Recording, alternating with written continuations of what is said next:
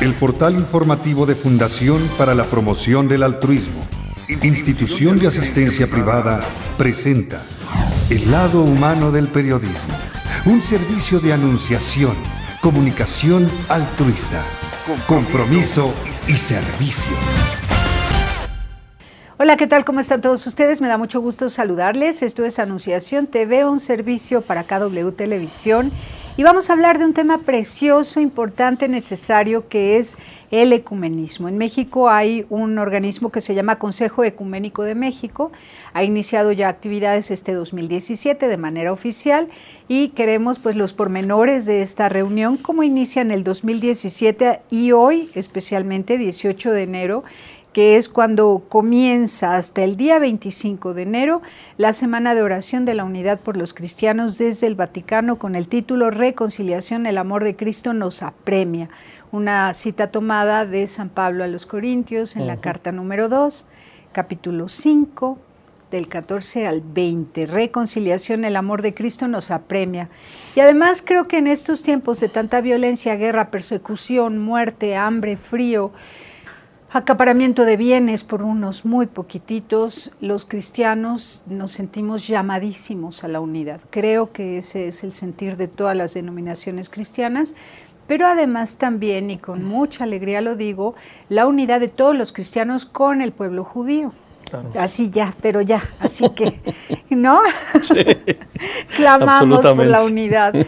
Entonces, cuéntame, te doy la bienvenida primero, Sergio Casas Martínez, coordinador del Consejo Ecuménico de México. Bienvenido. Muchas gracias, Tere. Como siempre, un placer estar en tu programa y con tu audiencia, a la que aprovecho para desearle lo mejor este año. Muchas gracias. Oye, qué sorpresa y qué gusto que formas parte de ese consejo. Efectivamente, en la actualidad soy el coordinador. Pero tú eres miembro de la Iglesia Católica Maronita. Efectivamente, así es. ¿Y desde cuándo formas parte del consejo? Desde su creación. El consejo se creó formalmente el 7 de mayo del año pasado. El consejo está formado por los jerarcas de las iglesias participantes, que son 9 actualmente, y esos obispos o arzobispos nombran a su vez a coordinadores, que son los que se encargan del trabajo día a día. Yo pertenezco por parte de la Iglesia Católica Maronita como coordinador al consejo. Ah, qué bonito. ¿Y quiénes son las otras 7 iglesias? Las otras 8 iglesias, porque somos 9. Sí, bueno, somos 9 iglesias de 3 diferentes tradiciones eclesiásticas, la católica, la evangélica y la ortodoxa. Tenemos 3 iglesias católicas, que es la iglesia latina a través de la Arquidiócesis Primada de México. Luego tenemos la iglesia maronita de rito oriental antioqueno. Y por último tenemos como la otra iglesia católica la iglesia melquita, la iglesia greco-melquita. ¿Hay en México? Sí. Hay una catedral. Fíjate, es muy curioso. Nosotros como católicos sabemos que hay una catedral donde hay un obispo. Y nada más hay un obispo pues en la ciudad, no hay varios. Bueno, pues la Ciudad de México tiene 3 catedrales católicas.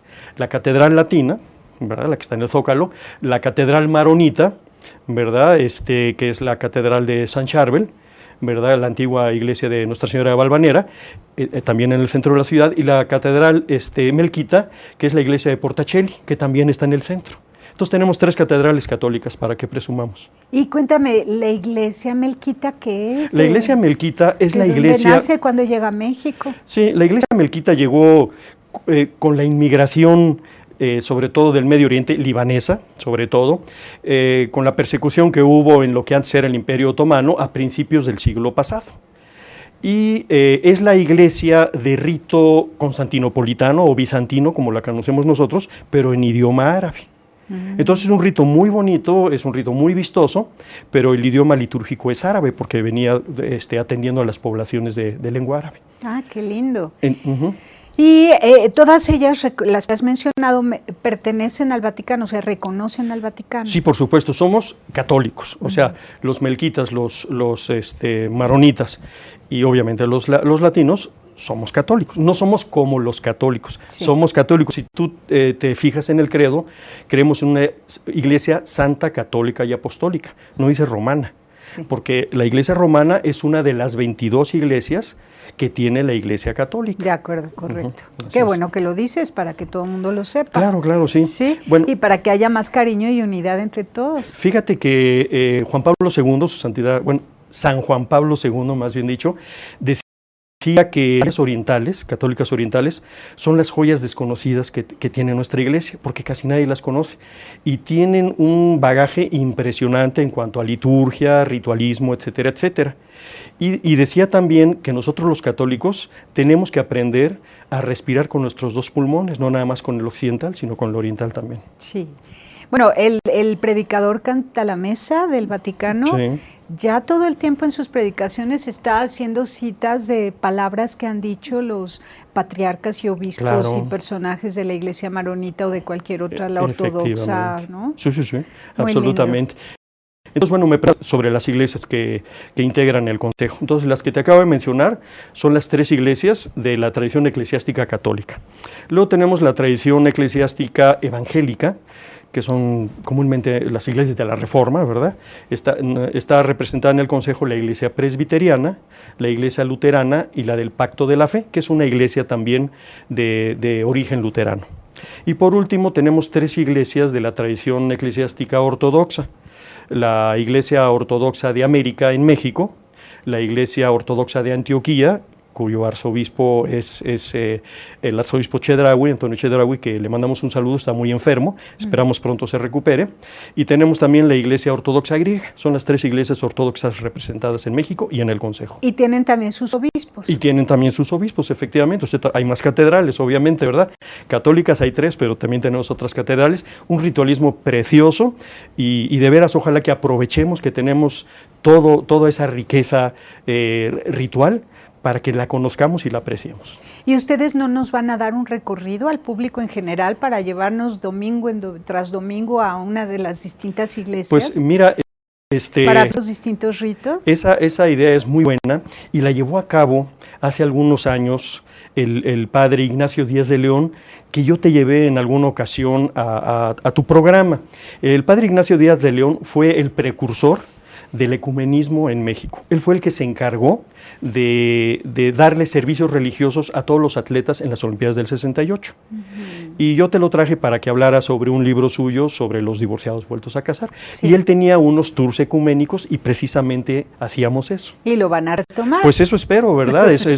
Es una exigencia que ahorita nos estás poniendo y espero que la podamos cumplir. Muy necesario y muy bello, porque nos vamos a dar cuenta de que es más lo que nos une que lo que nos distingue, ¿no? Absolutamente. Entonces, bueno, son asuntos históricos de otros personajes, ¿no? En el proceso que ha vivido la historia de la religión cristiana en el mundo, pues los que marcaron diferencias, pero sobre todo administrativas, porque la esencia de la cristiandad es la misma. La esencia es Jesús. Claro. ¿Verdad? Es Jesús en la cruz, muerto, que nos redimió a nosotros. Eso es lo que nos identifica como cristianos.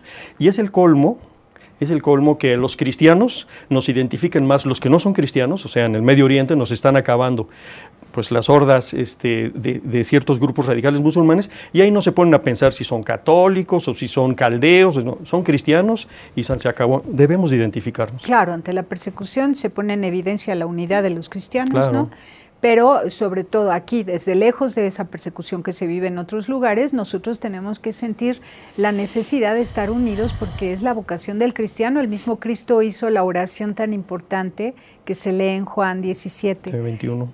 Uh-huh. Juan 17, ¿no? 17, 21. Uno, ¿sí? 17, 21, sí, Okay. Capítulo 17, versículo 21. Sí. Oh, wow. Que sean uno Efectivamente. como tú y yo somos uno, le dice a su Padre. Vamos y volvemos.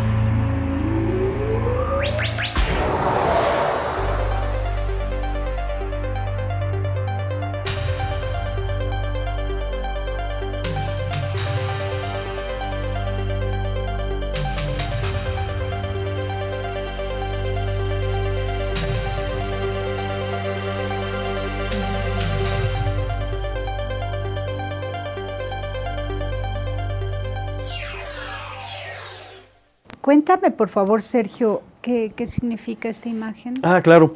Esa imagen es la imagen de Nuestra Señora del Líbano, que es la patrona del Líbano. A ver si la vemos. Esta imagen está cerca de Beirut, en Jounieh, ¿verdad? Y pues es la protectora no solo de los católicos, sino de los cristianos en Líbano.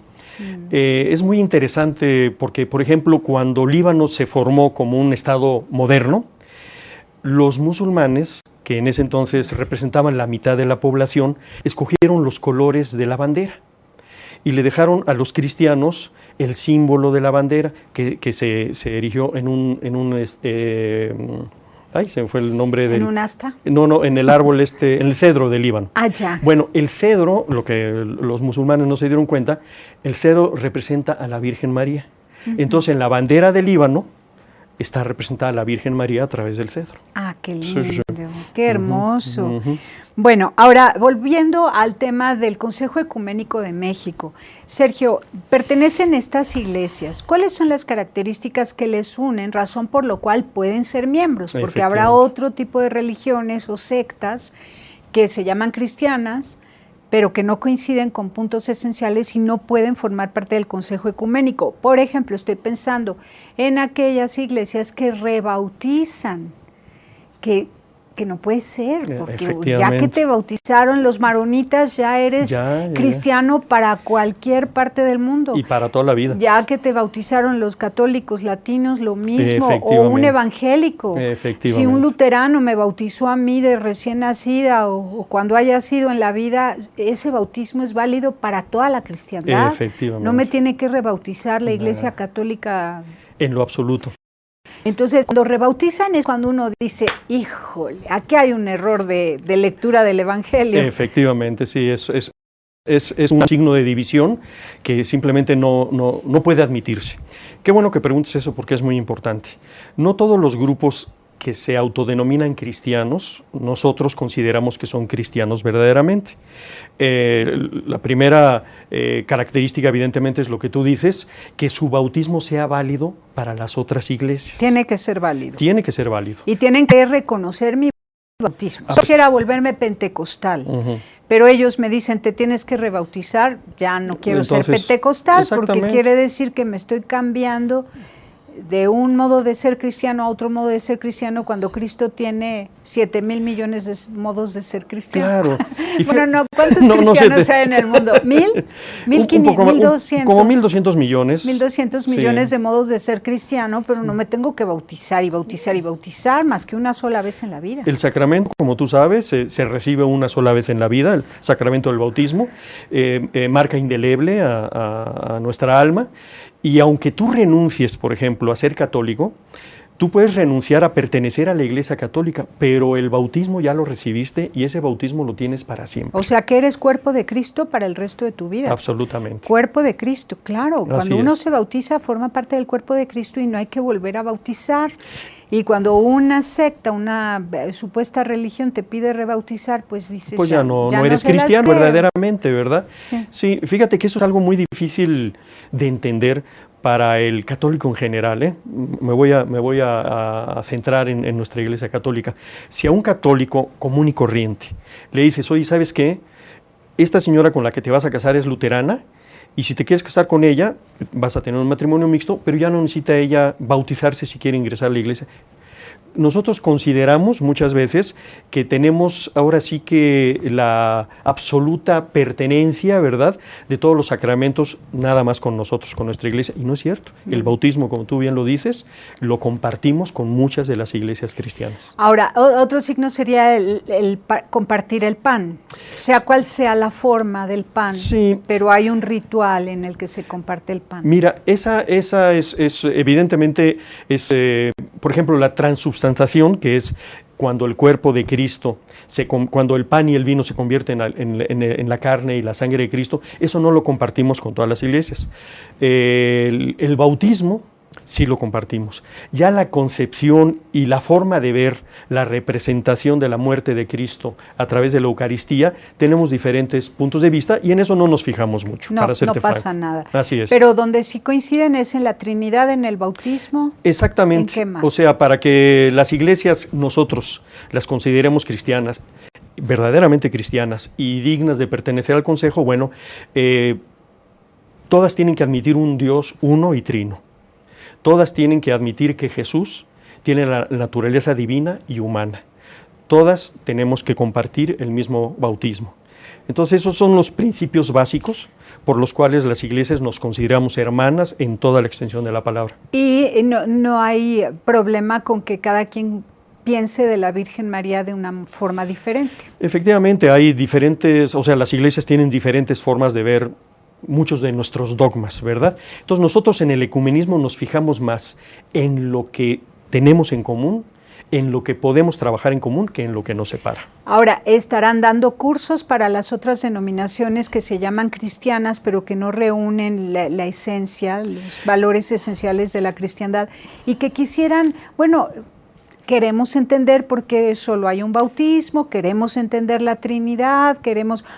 Sobre esos temas importantes, ¿ustedes impartirán cursos? Sí, más que impartir cursos hacia las otras denominaciones cristianas, lo que vamos a intentar en este mismo año, a través de las instituciones de educación superior, es de tener cursos para todos aquellos interesados de cualquier denominación sobre lo que es el ecumenismo, sobre lo que entendemos los católicos por la Virgen María, qué entendemos los católicos, por ejemplo, sobre la Asunción, qué entienden los luteranos sobre solo la fe, o sea, que conozcamos mejor lo que los otros piensan. El ecumenismo es respetar lo que los otros piensan sin tener que aceptarlo y menos atacarlo, por supuesto. Ahora, ¿de qué manera abres la puerta para dar cabida a algún tipo de reuniones, encuentros, convivencia humana con las otras denominaciones que se llaman cristianas, aunque no reúnan estas cualidades esenciales para formar parte del consejo? Vamos a un corte y nos cuentas. Vale. Volvemos.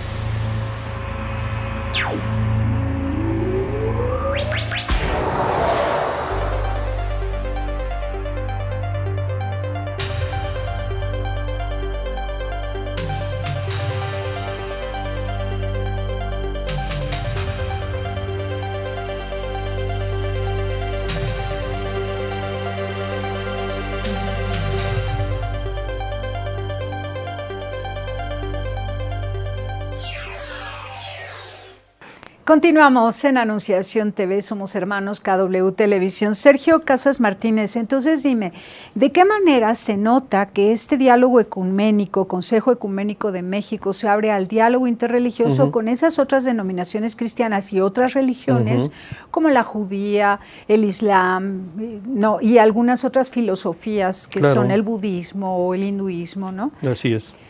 Para que se vea que no hay exclusión. Claro. Sí, el Consejo Ecuménico está integrado, bueno, como lo repetimos, por iglesias cristianas con ciertas características. Pero no solo estamos abiertos, sino deseosos de integrarnos a un diálogo interreligioso, ¿verdad?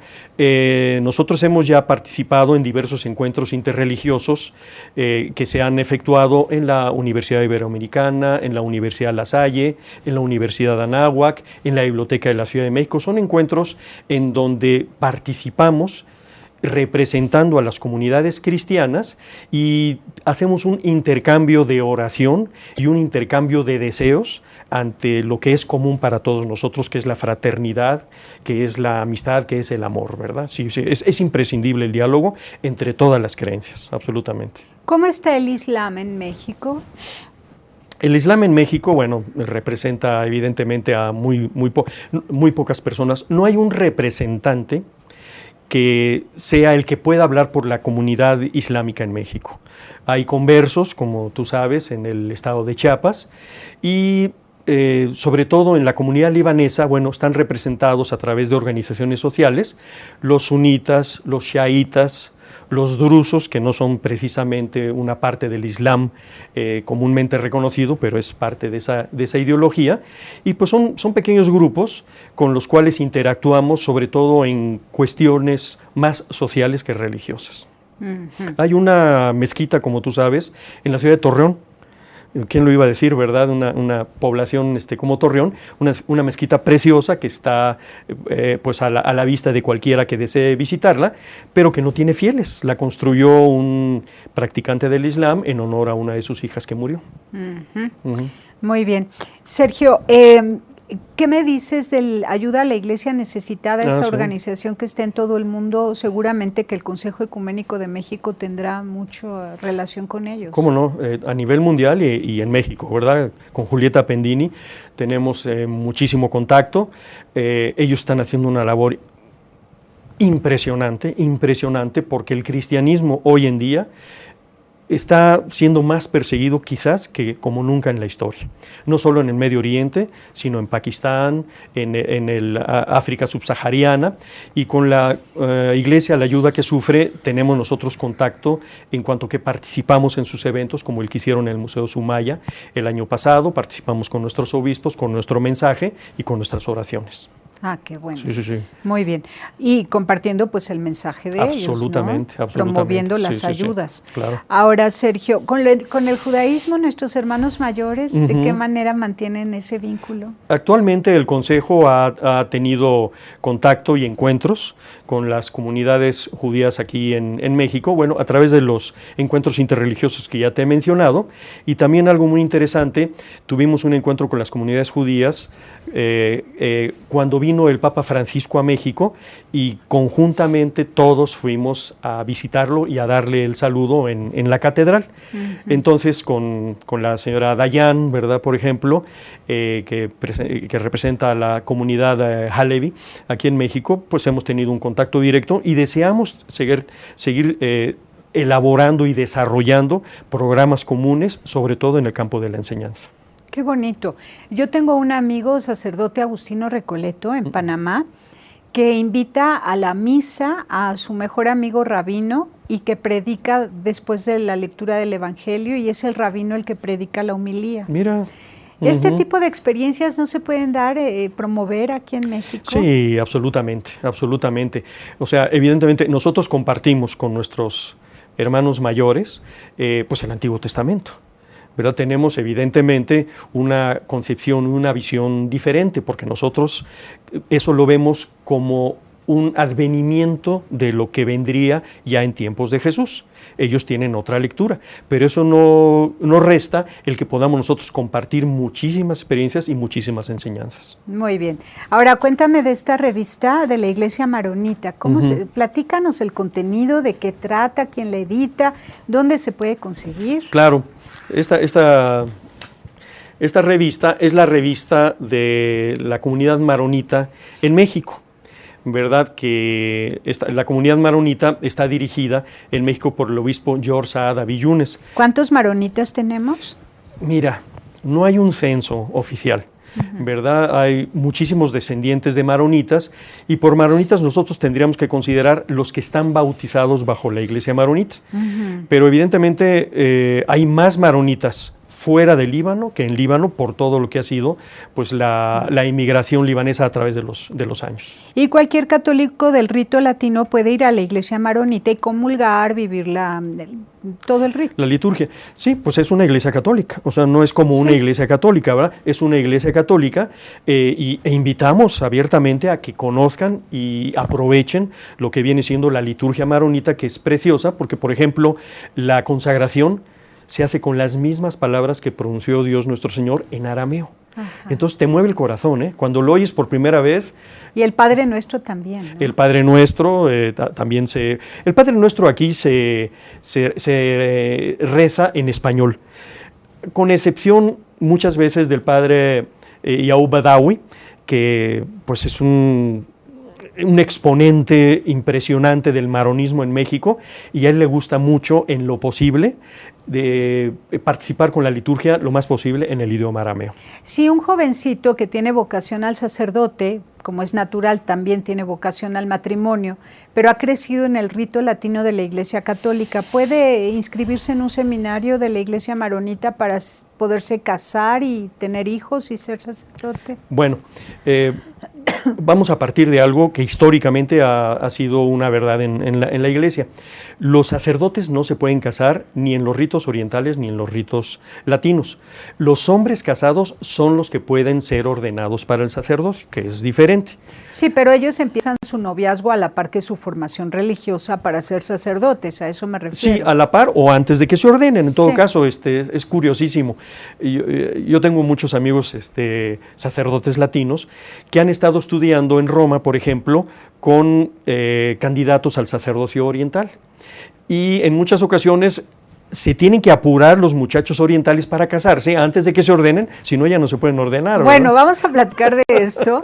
Continuamos el programa en YouTube. Por lo pronto nos despedimos, KW Televisión. Gracias, y a quienes nos quieran seguir con la continuación de este tema en videos Anunciación Espacio FPA en YouTube. Pásela bien haciendo el bien. Hasta la próxima.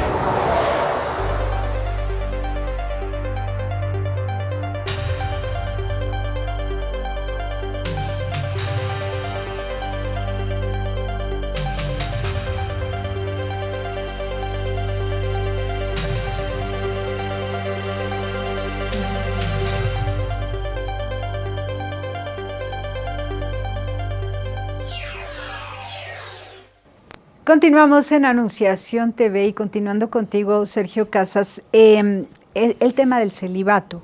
La Iglesia Católica Oriental en todas sus denominaciones orientales, ¿no? Sus ritos orientales, Sí. los sacerdotes pueden ser casados. Sí. Entonces, bueno, independientemente de que el proceso es que primero se casan y luego se ordenan, pero lo interesante es que desde el noviazgo, desde el principio ellos ya saben que quieren las dos cosas y viven el noviazgo a la par que la formación para la vida sacerdotal. Sí. ¿Ustedes van a incidir, apoyar en estos estudios que se hacen recientemente en el rito latino para que se dé esa posibilidad a las nuevas generaciones? Sí, mira, en las iglesias orientales convive el sacerdocio célibe y el sacerdocio de los hombres casados. Por lo general, aunque no exclusivamente, por lo general los sacerdotes célibes son monjes. Las iglesias orientales tienen un sacerdocio muy monacal. Y los párrocos, o sea, los que atienden a las personas, al pueblo, por lo general son sacerdotes casados. Estamos hablando en general, ¿verdad? Por supuesto hay excepciones. Así ha sido históricamente y así era en la iglesia de rito latino, anterior al concilio de Laterán y sobre todo al de Trento, que es el que exigió una promesa o un voto de celibato a los sacerdotes.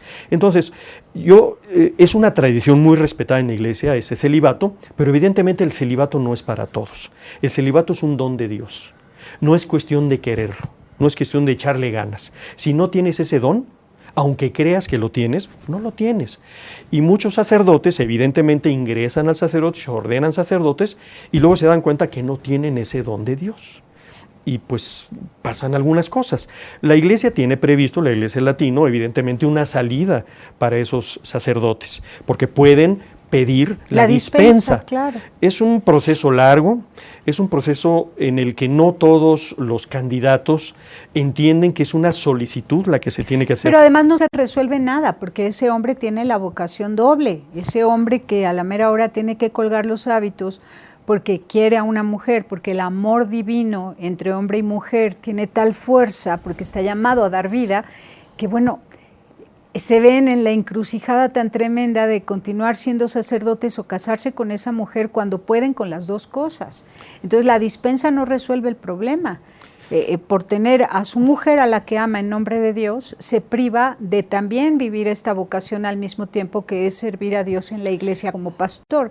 Entonces, no, lo bonito es lo natural que ustedes viven en la iglesia maronita, donde el hombre que tiene las dos vocaciones las viva con plenitud como Dios manda y punto. Sí.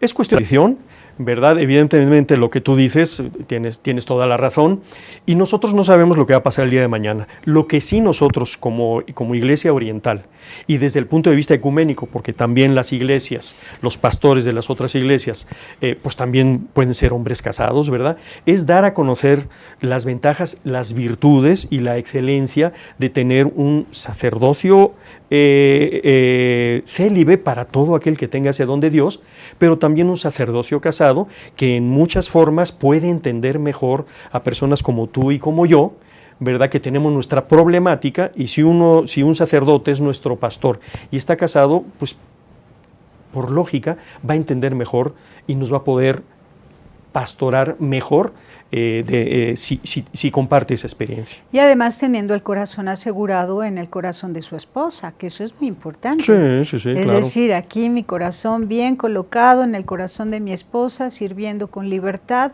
sin que ese 60% de población de mujeres abandonadas que es hoy la iglesia, ¿no?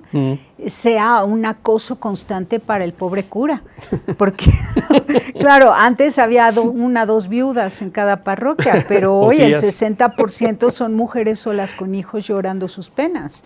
Entonces hoy la necesidad es que el cura se sienta bien consolidado, sólido, protegido, bien amado por su mujer, que es su consorte, su ayuda idónea, y entonces él puede servir con mucha paz y tranquilidad. Sí. Se requiere definitivamente que haya un verdadero discernimiento, que no se ordenen a sacerdotes o a candidatos, perdón, que de alguna forma no hayan entendido bien pues el compromiso que se van a echar. Pero es que no es entender, es vocación y es don. Es vocación y es don. Claro, también hay que entender, pero aquí el poder de Dios, ¿no? Yo he visto unos libros que explican el celibato de unas 1200 páginas, un tomo de 1200 páginas.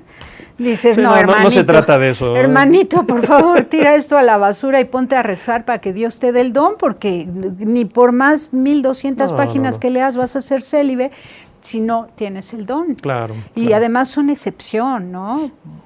Son una excepción mínima. Sí, sí, sí. Mira, y no es lo que hace a la gente santa. No, absolutamente, ¿verdad? Puede haber un sacerdote tan santo que sea célibe como otro que sea un sacerdote, pues un hombre casado que ha accedido al sacerdocio, ¿verdad? No, definitivamente. Mira, el sacerdocio casado no ha resuelto los problemas, por ejemplo, de vocaciones en nuestras iglesias cristianas hermanas. Los anglicanos, por ejemplo, los hombres casados acceden al sacerdocio y sin embargo también tienen falta de vocaciones. Ahí el problema es la vocación de servicio. O sea, eso es lo difícil, conseguir que haya verdaderamente un servicio. La cuestión del celibato, evidentemente yo creo que, pues así como a través de los años ha evolucionado o han cambiado muchas cosas en la iglesia, esto es una norma simplemente de conducta, no es un dogma de fe el celibato. Entonces no sabemos lo que va a pasar el día de mañana, pero lo que sí debemos nosotros mostrar al mundo y a la comunidad cristiana es que los dos tipos de sacerdocio son válidos y se pueden dar. Y sobre todo el gran respeto a la voluntad de Dios en cada vida humana. Absolutamente. Sí, no se puede reglamentar sobre algo tan íntimo, ¿no? Como es la vida con vocación al amor en pareja, el matrimonio. Oye, caramba, ¿quién va a prohibir? Te mandan a amar, te educan para amar y luego te prohíben amar, es una cosa tremenda, ¿no? O sea, y claro, independientemente de esto, algo muy lindo, una gran noticia es que ya en México el Papa Francisco pues autorizó que se ordenaran diáconos casados, sí, sí, sí. ¿no? Uh-huh. En Brasil ya se está estudiando la posibilidad de ordenar sacerdotes casados, ¿no? Primero hacer los diáconos, luego sacerdotes, a los hombres casados. Entonces, bueno, pues ahí vamos, pian pianito. Sí, sí, sí. El diaconado, tú sabes, es uno de los niveles del sacerdocio y efectivamente el diaconado ha tenido un crecimiento impresionante en todo el mundo, en México y sobre todo en Estados Unidos, ¿verdad? Qué bonito. Es una forma de solucionar todo esto. Claro, y no será difícil que del diaconado pasen al presbiterio, ¿no? Vamos a ver. No pasa nada, pues es algo muy hermoso que Dios nos da la oportunidad de vivir y compartir.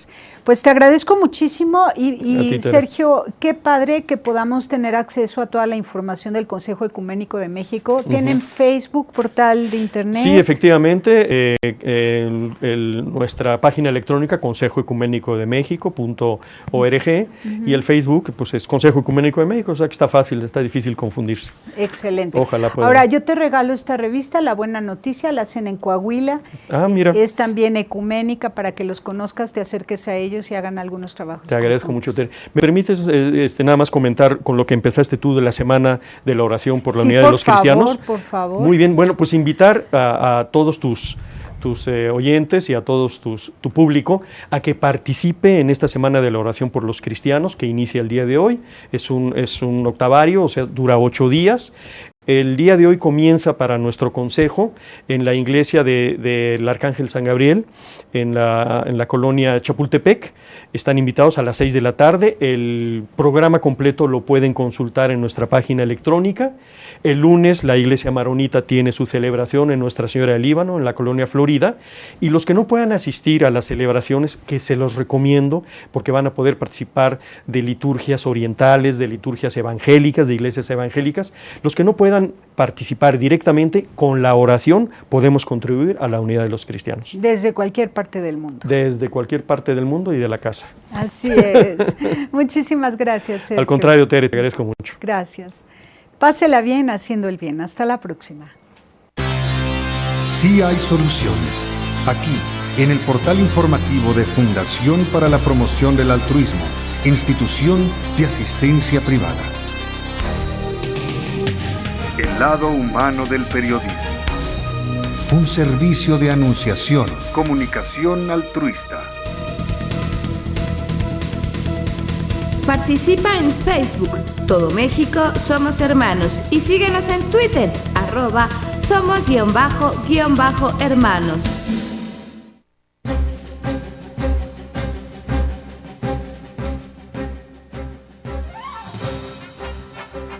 Con el gusto de saludar a quienes siguen la información altruista de Anunciación TV, les presento el siguiente resumen informativo.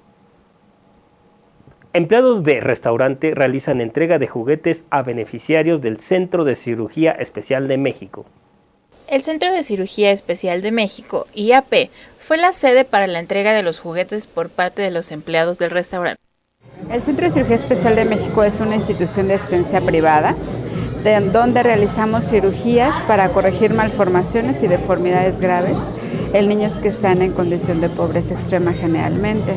Este tipo de malformaciones, como son muy severas en algunos casos, no los pueden atender o no los quieren atender en algún otro servicio médico. Entonces, estos chiquitos, pues realmente muchos de ellos solo tienen oportunidad con nosotros. Las cirugías que hacemos ahí son totalmente innovadoras. Los médicos tenemos cerca de 30 especialidades que nos apoyan. Si bien no están físicamente en nuestras instalaciones, pero sí podemos, si por ejemplo si necesitamos operar una rodilla, viene el especialista únicamente en rodilla. Si necesitamos operar los dedos del pie, viene un doctor especialista únicamente en los dedos del pie. Y normalmente las cirugías que hacemos es malformaciones a nivel ortopedia, traumatología y cirugía plástica. Ok, las malformaciones que tenemos, pues bueno, la más común es labio y paladar hendido. A diferencia de nuestro servicio, bueno, en nuestro servicio se les da el tratamiento integral, o sea, las primeras cirugías, y se les va acompañando durante su crecimiento con tratamiento con odontopediatras, y tenemos niños o ya adolescentes, de 15 a 16 años que se les hacen las últimas correcciones de cicatriz. Tenemos niños que tienen secuelas de quemaduras, si bien la urgencia de quemaduras no lo atendemos porque no tenemos la infraestructura, pero sí las quemaduras que les quedan, las secuelas posteriores, las cicatrices. Tenemos niños de parálisis cerebral infantil, que con una cirugía mínima invasiva que le hacen los médicos, pequeños cortes, se les puede ayudar mucho con la espasticidad. Estos niños aquí en México, la alternativa que conocen son las terapias, pero con nuestra cirugía que nació en nuestra fundación, se les ahorra prácticamente 8 años de terapias. Entonces, y muchos de ellos llegan a caminar, otros con que se puedan sentar, ya es un alivio para la familia. A la hora de asearlos también, pues es mucho más práctico para ellos.